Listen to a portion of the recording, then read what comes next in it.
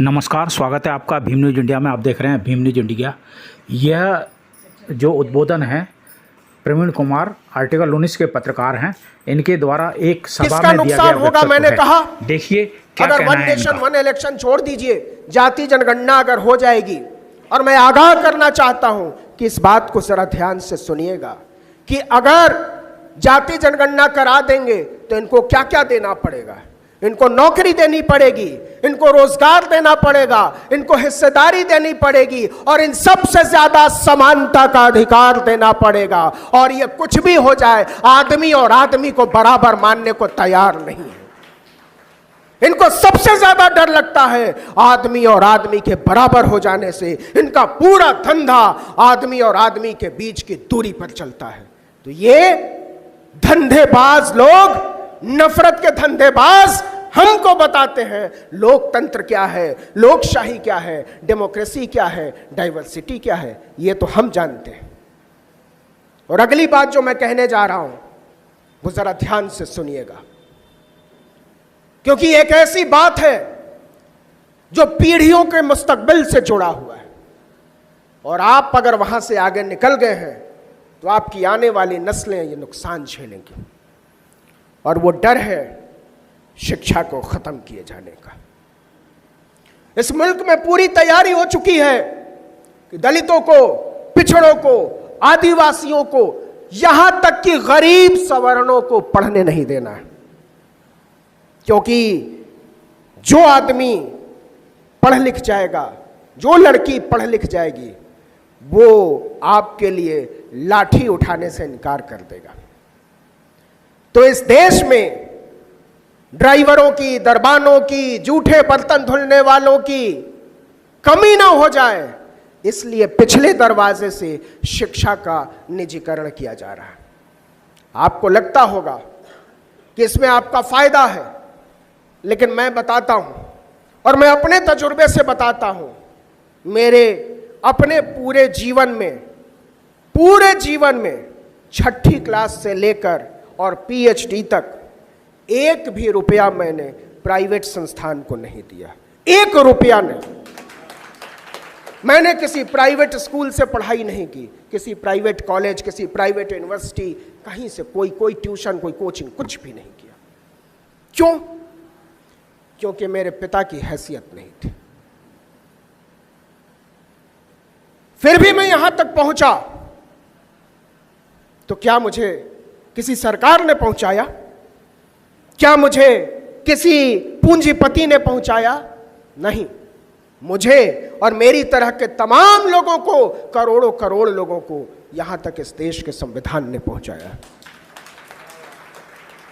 मुझे बाबा साहब ने यहां तक पहुंचाया है कि आज मैं आपसे बैठकर बात कर पा रहा हूं। मैं इस लायक हो पाया हूं कि आप दिल्ली से बुलाकर मेरी बात सुन रहे हैं। लेकिन यही अधिकार मेरे बच्चों को, आपके बच्चों को, आपके बच्चों के बच्चों को हासिल रहेगा कि नहीं, मुझे इसमें खतरा नजर आता है।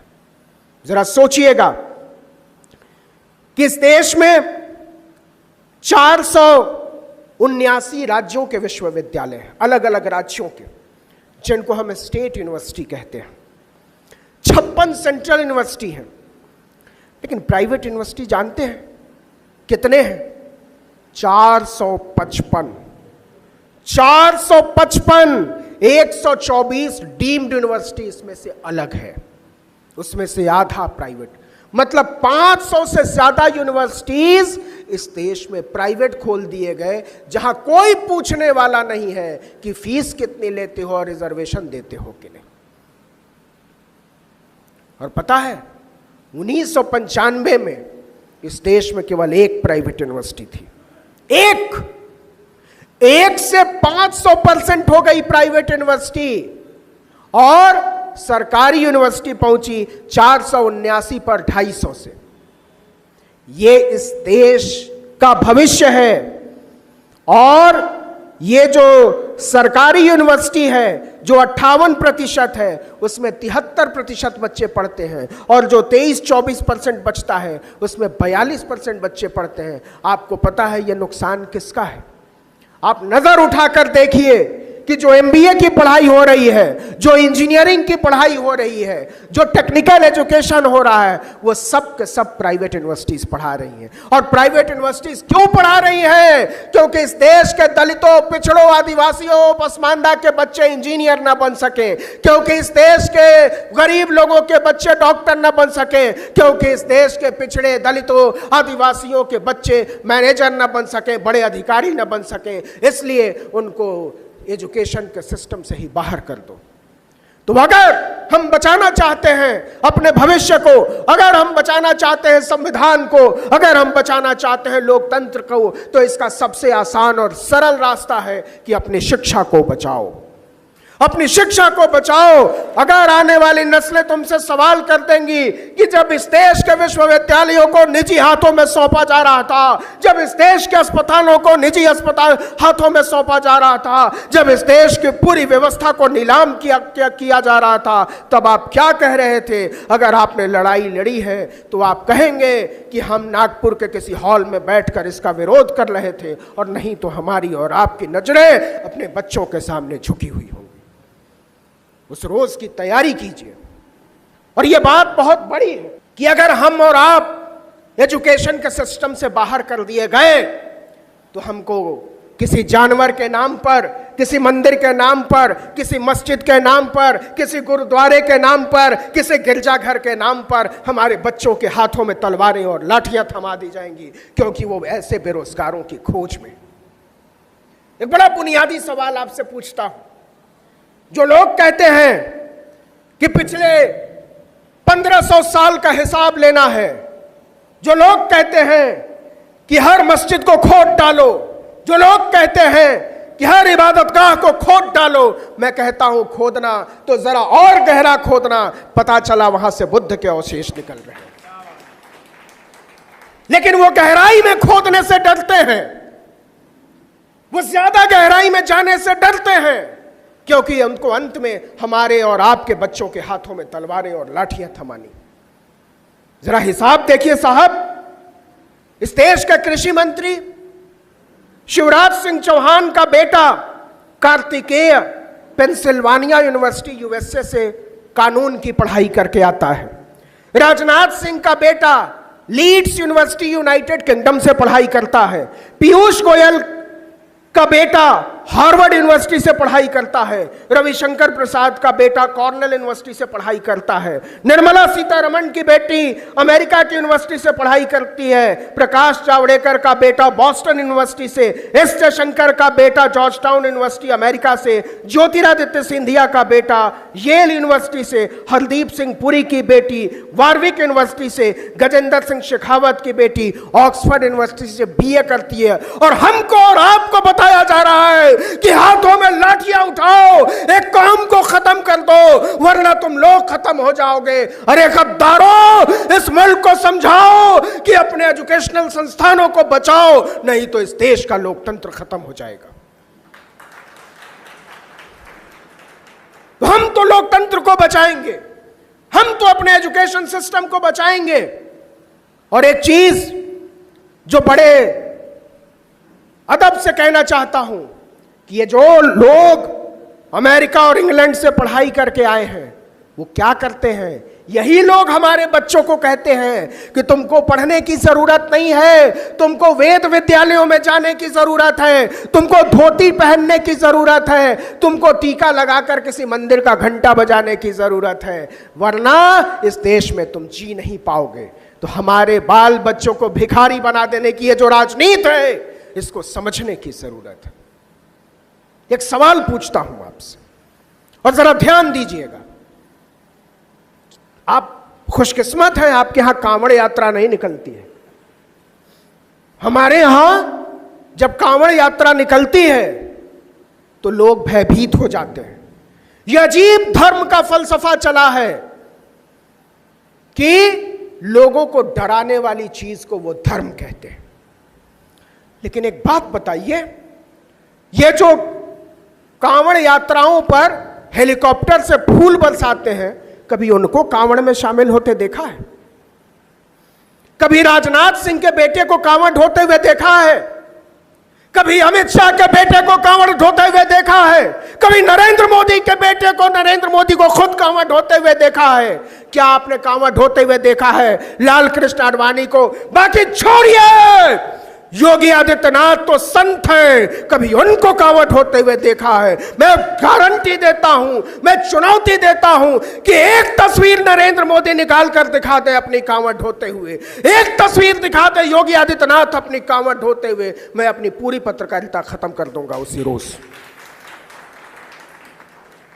जिन लोगों ने कांवड़ के नाम पर, मंदिर के नाम पर, मस्जिद के नाम पर, गुरुद्वारे के नाम पर, चर्च के नाम पर सिर्फ हमको और आपको लड़ाया है, वो लोग बताते हैं कि यही चीज तुम्हारे लिए ठीक है। जानते हैं वो क्या कहते हैं? धर्म के नाम पर, वो धर्म के नाम पर इस देश के दलितों, पिछड़ों, आदिवासियों को गाली देते हैं, कहते हैं तुम्हारी औकात यही है, तुम्हारी औकात यही है। किसी कांवड़ यात्रा की, किसी झुमटा यात्रा की, किसी चिमटा यात्रा की, किसी ताली यात्रा की, किसी थाली यात्रा की। तो मैं कहना चाहता हूं इस देश के तमाम बाबाओं को, जिनको जेलों से बाहर निकालने वाली हुकूमत हमको लोकतंत्र सिखा रही है, जिनकी हुकूमत गुंडों, मवालियों, बलात्कारियों, हत्यारों के बिना नहीं चल सकती, जो राम रहीम जैसे हत्यारे, लफंगे, गुंडे को आजाद सड़कों पर घूमने के लिए छोड़ देते हैं, जो छोड़ देते हैं बिल्किस बानो के बलात्कारियों को, जो छोड़ देते हैं आसाराम बापू जैसे दरिंदे को, वो कहते हैं कि तुमको अपने घरों में कैद रहना होगा। ये कायर और लिजलिजे लोग, ये डरपोक लोग हमको लोकतंत्र सिखाते हैं, लेकिन यह चलेगा नहीं। यह चलेगा इसलिए नहीं कि हम जानते हैं हमको क्या चाहिए, और इसी बात से यह डर रहे हैं। मैं फिर जातीय जनगणना पर आता हूं। यह बार बार जैसे ही आप संविधान की बात करेंगे, जैसे ही आप भागीदारी की बात करेंगे, वैसे वैसे ये one nation one election type की किसी मूर्खता की बात करेंगे, क्योंकि इनके पास किसी जायज सवाल का कोई जवाब नहीं है। इनसे पूछो स्कूल कहाँ है, बोले अच्छा घंटा बजाओ। इनसे पूछो अस्पताल कहाँ है, बोलेंगे ताली बजाओ। इनसे पूछिए मास्क कहाँ है, कोरोना की दवाई कहाँ है, ये कहते थाली बजाओ, टॉर्च जलाओ। अरे ये देश तुम्हारा बंधक है, क्या चाहते हो कि इस देश के लोग हमेशा ताली थाली टॉर्च जलाते बजाते बुझाते रहें? नहीं, ये 10 साल में सारा तिलिस्म हवा की तरह उड़ गया है। लेकिन ये बात आगे जाएगी, और मैं बड़ी साफगोई से कहना चाहता हूं, कहीं ऐसा तो नहीं कि दलित, पिछड़े, आदिवासी की लड़ाई करते करते हम एक ऐसे खित्ते में चले जा रहे हैं जहां हमारा दलित, पिछड़ा, आदिवासी होना तो बच जाएगा, लेकिन उसके लिए आपको बहुत सारी मस्जिदों को गिराना पड़ेगा, उसके लिए बहुत सारे लोगों को मारना पड़ेगा। मैं कहना चाहता हूं कि होशियार रहकर अपनी राजनीति चुनने की जरूरत है, और यह जिम्मेदारी इस देश के दलितों, पिछड़ों और आदिवासियों की है। मैं जोर देकर कहना चाहता हूं कि यह जिम्मेदारी इस देश के दलितों, पिछड़ों और आदिवासियों की है कि वो इस देश के मुसलमानों को, सिखों को, ईसाइयों को, बौद्धों को न सिर्फ सुरक्षित रहने दें, बल्कि उनके सुरक्षित होने का उनको यकीन दिलाएं। एक लोकतंत्र में सुरक्षित होना काफी नहीं है, एक लोकतंत्र में सुरक्षित होने का यकीन होना लोकतंत्र को गरिमा देता है, उसको उदार बनाता है, उसको खूबसूरत बनाता है। तो ये बचाने की जिम्मेदारी है, और नहीं तो एजुकेशन सिस्टम से बाहर करके सबके हाथों में तलवार थमा दिया जाएगा। जरा सोच कर देखिए, क्या नरेंद्र मोदी को ओबीसी होने की छूट दी जा सकती है? क्या ओबीसी होने के नाम पर आपको मुसलमानों की गर्दनें उतारने की छूट दी जा सकती है?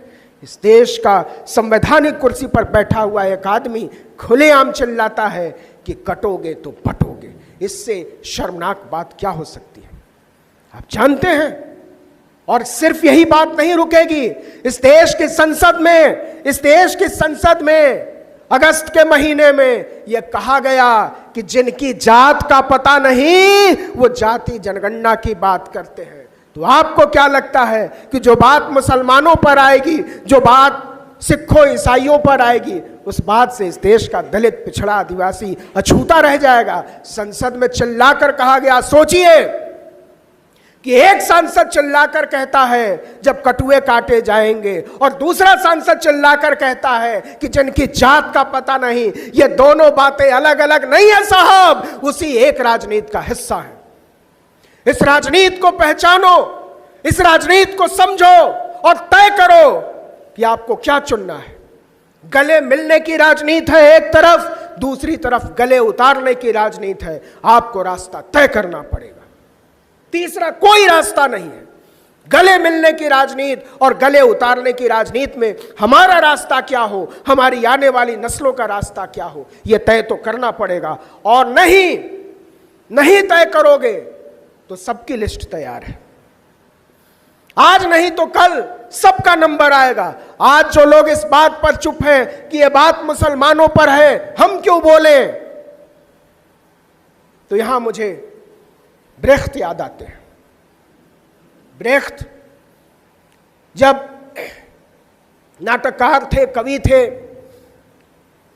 और जब राज चल रहा था हिटलर का, उसने एक कविता लिखी जब सबको मारा जा रहा था, कि सबसे पहले वो मजदूरों के लिए आए, मैंने कुछ नहीं कहा क्योंकि मैं मजदूर नहीं था। फिर वो अध्यापकों के लिए आए, मतलब मारने के लिए आए, मैं तब भी खामोश रहा क्योंकि मैं अध्यापक भी नहीं था। फिर वो वकीलों के लिए आए, मैं तब भी चुप रहा, मैं वकील भी नहीं था। फिर वो कारोबारियों के लिए आए, मैंने कुछ नहीं कहा, मैं कारोबारी नहीं था। फिर वो मेरे लिए आए और तब मेरे लिए बोलने वाला कोई नहीं था। ये लड़ाई बहुत महीन तरीके से लड़ी जा रही है और इस लड़ाई को समझना पड़ेगा। पाकिस्तान के एक वैज्ञानिक हैं परवेज होतबॉय, परवेज साहब कहते हैं वो पाकिस्तानी व्यवस्था से बड़े नाराज रहते हैं, लेकिन पिछले दिनों उनका एक बयान आया और कहा, मुझे हैरानी है भारत भी हमारे ही रास्ते पर जाने लगा है। ये बात सुनने में जितनी खराब लगती है उससे ज्यादा डरावनी लगती है कि आज बाकी छोड़िए, भारतीय जनता पार्टी की सांसद कंगना रनौत ने कहा कि बांग्लादेश बना दिया जाएगा। ये क्या हवा में बातें हो रही हैं? एक लफंगा जिसका नाम है यति नरसिम्हानंद, वो अजीब अजीब किस्म की बातें करता है एक खास कौम को लेकर, और वो छुट्टा घूमता है। और इसी देश की जेलों में तमाम लड़के लड़कियां, तमाम बुद्धिजीवी, तमाम प्रोफेसर, तमाम कार्यकर्ता पड़े हुए हैं साल दर साल से। आप बताइए साहब, क्या कसूर था कफील खान का? आप बताइए साहब, क्या कसूर प्रोफेसर आनंद तेलतुंबड़े का? आप बताइए क्या कसूर सुधा भारद्वाज का? क्या कसूर तीस्ता सितलवाड़ का? आप बताइए। बाकी छोड़िए, फादर स्टेन स्वामी, 82 साल का एक आदमी जो अपने से पानी नहीं पी सकता था, पाइप की जरूरत पड़ती थी, उस आदमी को आपने हमारे द्वारा दिखाई गई खबरें पसंद है तो प्लीज़ हमारे चैनल को YouTube पर सब्सक्राइब कीजिए, लाइक कीजिए, शेयर कीजिए, कमेंट्स कीजिए। आप भीम न्यूज़ इंडिया को फेसबुक पेज पे भी फॉलो कर सकते हैं। न्यूज़ अपडेट के लिए बने रहिए हमारे साथ। अपनी खबरें हमें 9414317167 पर भेजिए। हमारा प्रयास रहेगा, हम दिखाएंगे सरकार को, प्रशासन को, हर गाँव, गली, मोहल्ला और साथ ही आपके अपनों को